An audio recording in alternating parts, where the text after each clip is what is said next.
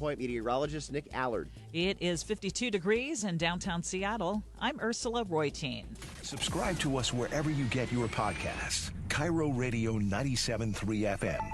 News and talk. Powered by the Pacific Northwest. The Big Lead is brought to you by 3010 Weight Loss for Life. The Dori Monson Show on KIRO Radio. This is The Big Lead. Yes, it is. Coming to you from the Carter Subaru studio and streaming on Facebook Live. Welcome to The Big Show. Coming up just after the 12:30 news, Pete Carroll is going to spend a half hour with us, 12:30 to 1 o'clock, in advance of the Seahawks game in the playoffs against the Philadelphia Eagles coming up on Sunday, a game you will hear right here on your home of the Seattle Seahawks, 97.3 KIRO FM. I'll be on the air at 10 a.m. with all of my pregame co-hosts, and then 1:40 is the kickoff here on KIRO Radio. Seahawks and the Eagles. Pete Carroll with us from 12:30 to 1 o'clock. We're going to revisit, what went wrong at the end of that 49ers game on Sunday night. And then we'll also, talk about Marshawn. We'll certainly preview the game coming up on Sunday. So don't miss that in our next half hour. I'm going to play in the Fastest 15. I just heard your clip from the surviving crab, one of the two survivors on that crabbing boat.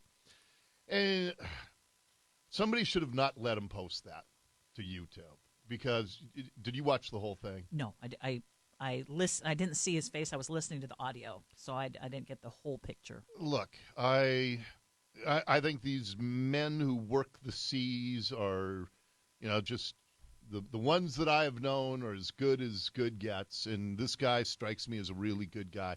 But he just said a couple of things that, I kind of feel bad that I'm still here and they're not. It was just awkwardly worded, and I wish that somebody had said, hey, let's clean this, just anything, because it was uploaded to YouTube, and it was just I'm guessing, though, that this guy has been inundated with requests for interviews. I'm sure he has. And he's probably thinking, I'll just put this out there, and maybe it helps him just to talk about it. And you know what? Grief is not clean and precise and he is still in this incredible shock. And so I want to, as we play the whole thing, I want to do it with grace and understanding that this guy has just been through hell and has, suffered, like we talked about yesterday, the survivor's guilt and all of that. But it was just, it was poorly phrased in a way that would sound, I think, bad to the people who lost loved ones in that. People need a filter before we go to social. Real thing, and when he says kind of, he's happy that he survived. I know. But he feels bad that they didn't. But, what he's saying. But that's why I'm saying, and we'll play it in context. Exactly, and I think that's the bottom line, is just to play it in context. Yes. Oh, I know. But I'm saying that I'm already seeing on Twitter, and I'm hearing people who are kind of ripping this guy for the awkwardly phrased things in that video. And those are just the same people who would rip on anything. I've never seen any negativity on Twitter before. I didn't realize. You have to just take it with a grain of salt. I thought this was the first time it had descended into that realm.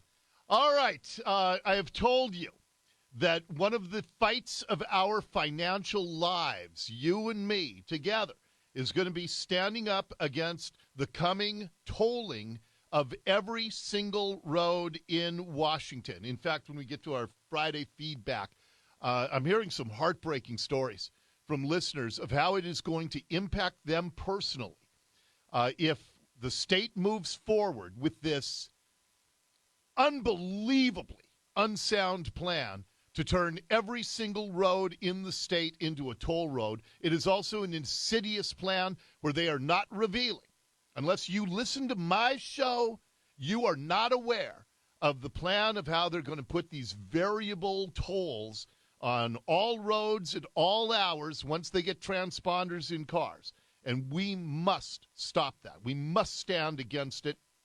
But that is becoming the early theme of 2020, is we are going to see an attempted money grab more than ever before in the history of our state, and your family better be ready to either passionately fight against the tsunami, or you better be prepared to give up thousands of dollars more out of your family budget to the state and to the cities in which you live. And this is our top story. The big lead. Top story. And in fact, one of the most influential voices in our state, Bill Gates, in a blog post, is calling for an income tax in Washington state. And this is, I view Bill Gates and his family on this issue on so many different levels. First and foremost, I am incredulous that Bill Gates, who chooses to give money philanthropically, not by writing checks to the Washington State Treasury or the United States Department of Treasury, and letting government take the money and say, hey, go spend this wisely. He doesn't do that.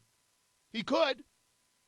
But instead, he has funneled his tens of billions, and funneled sounds like it has a negative connotation. That is not intended here, because his philanthropy is wonderful. But he's done it through his family foundation. And one of the things he has always demanded of the organizations to which his foundation gives is efficiency and return on investment. There is nothing more inefficient than government.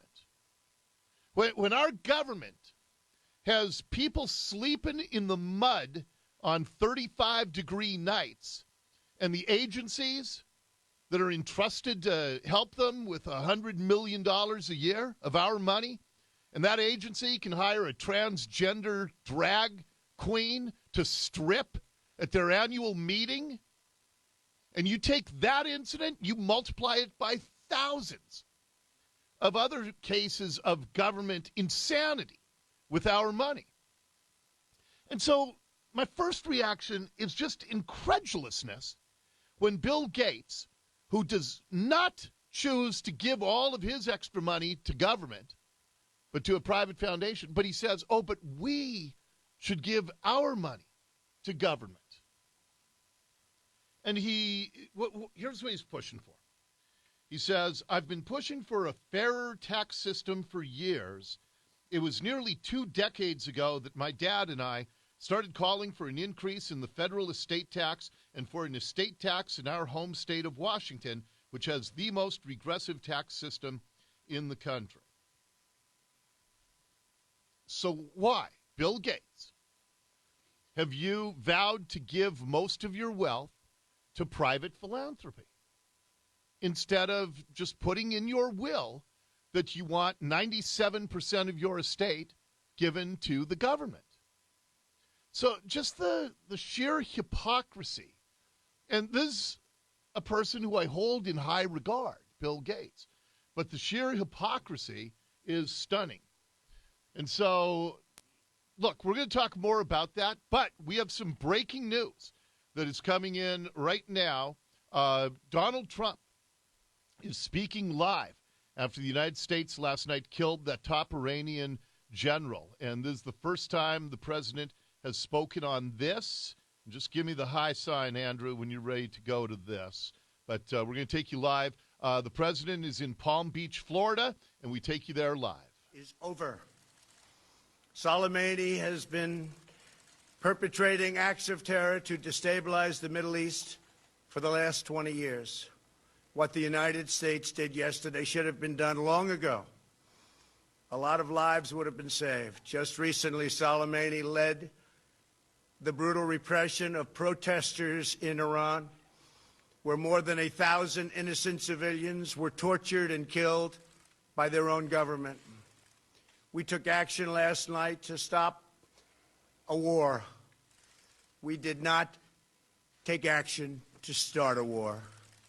I have deep respect for the Iranian people. They are a remarkable people with an incredible heritage and unlimited potential. We do not seek regime change. However, the Iranian regime's aggression in the region, including the use of proxy fighters to destabilize its neighbors, must end, and it must end now. The future belongs to the people of Iran, those who seek peaceful coexistence and cooperation, not the terrorist warlords who plunder their nation to finance bloodshed abroad. The United States has the best military by far anywhere in the world. We have the best intelligence in the world. If Americans anywhere are threatened, we have all of those targets already fully identified, and I am ready and prepared to take whatever action is necessary. And that in particular refers to Iran. Under my leadership, we have destroyed the ISIS territorial caliphate. And recently, American Special Operations Forces killed the terrorist leader known as al-Baghdadi. The world is a safer place without these monsters.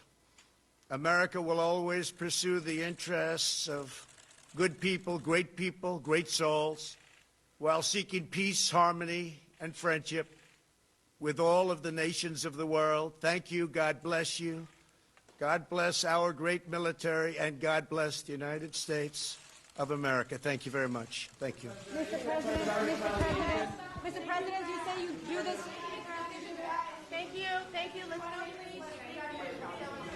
We are waiting to see if the president, it appears he is not going to take any questions after the short statement about the drone strike last night that took out the Iranian leader, military leader, Soleimani. And as Trump said in the statement, he said that Soleimani made death of people his sick passion.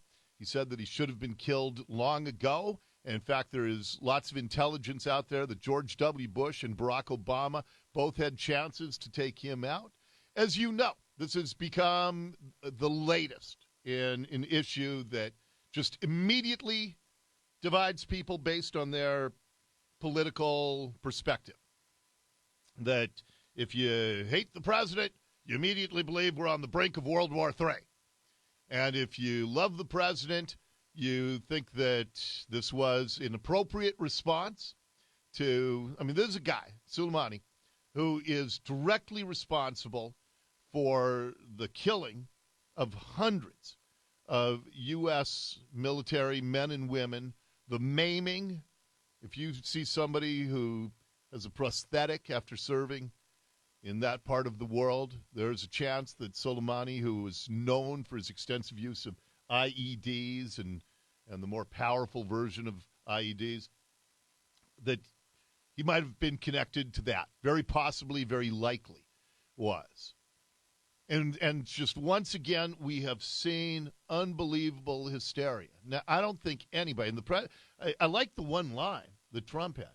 This was done not to start a war, but to end a war. Because, Iraq has now said, or Iran has said that there will be some brutal consequences. But I think a message, pretty powerful message, has been sent. And that is, they killed this U.S. contractor who was working in that part of the world several days ago. Soleimani was reportedly behind that protest at the U.S. Embassy. And this is a powerful message that, yes, we will deal with force, and we may deal with it in a disproportionate way. Which, by the way, has been one of the tenets that has kept Israel alive and functioning in that part of the world. Because people have always known that if Israel's attacked, you attack Israel, they will respond with 10 times the force, 100 times the force. It's the only way they can survive in part of the world where all of their surrounding neighbors want them wiped off the face of the earth. And so the most reasonable thing, I don't think anybody wants a boots on the ground war to come out of this. But the most reasonable thing that I have heard is if Iran tries to launch some kind of response to the killing of Soleimani, that our response be once again devastating. And this time, not taking out their military leader, but taking out their economy.